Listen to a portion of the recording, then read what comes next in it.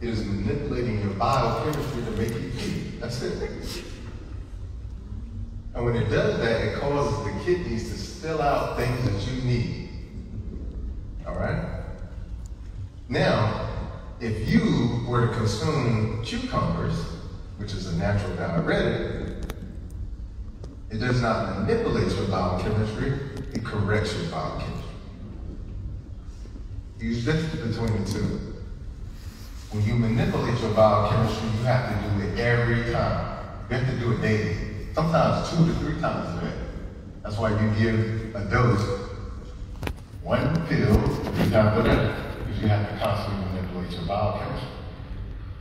When you manipulate anything in life, it's never healed. You manipulate a person, the situation never gets better. All right, so it's no different when it comes to medication. When you correct the biochemistry, that's very different. And that's the difference between drugs and nature. Nature corrects your biochemistry, and the reason why it does is because you are nature. The saying ashes to ashes, dust to dust is real. Because everything you are came from nature. At one point, you were one individual cell. That's it.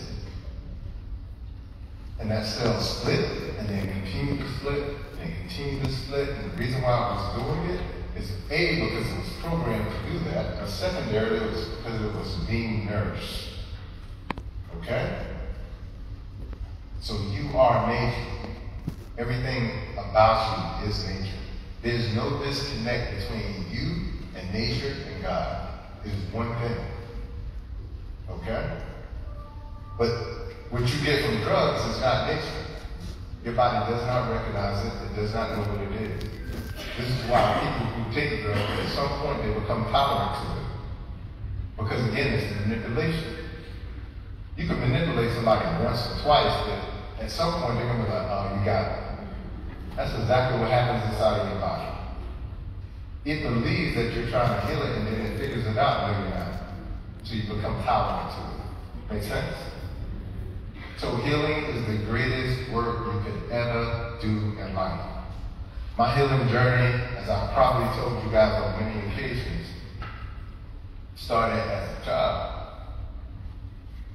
And the healing journey for me started with trauma.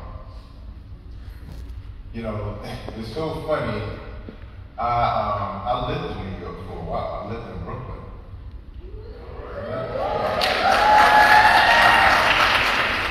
Right there on down up between Malcolm X and Patrick. That boy was in the star. And I'll tell you, I lived in Best Style when Best Style was Best Style.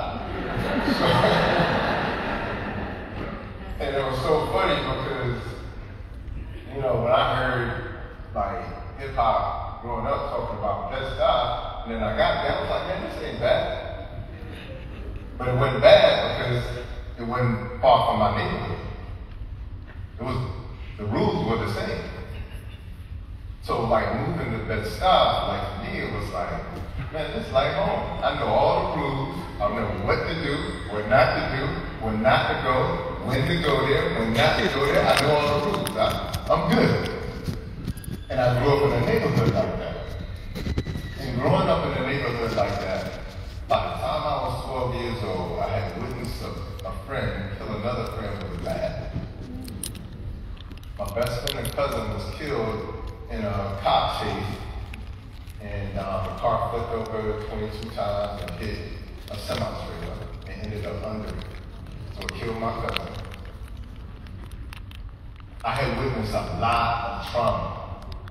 By the time I was 15, I lost all of my grandparents.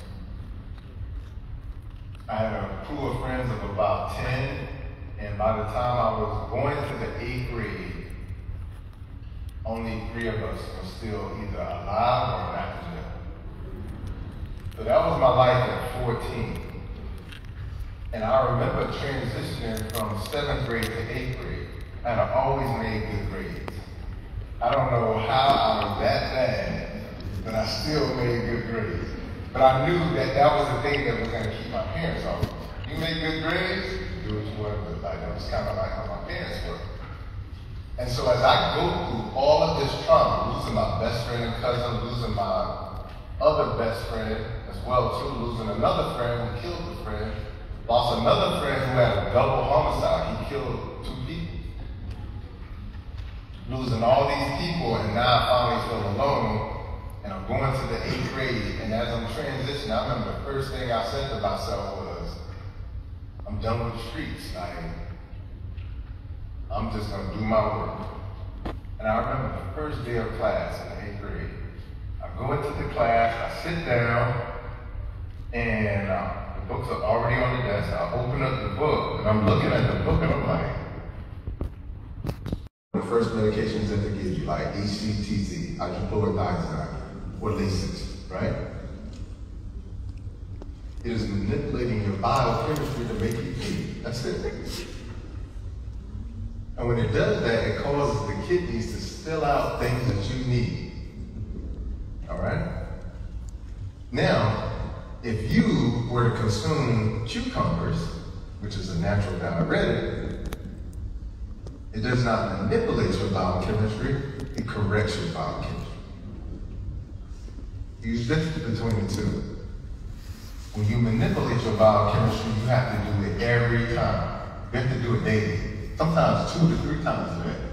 That's why you give a dose, 1 pill 3 times a day, because you have to constantly manipulate your biochemistry.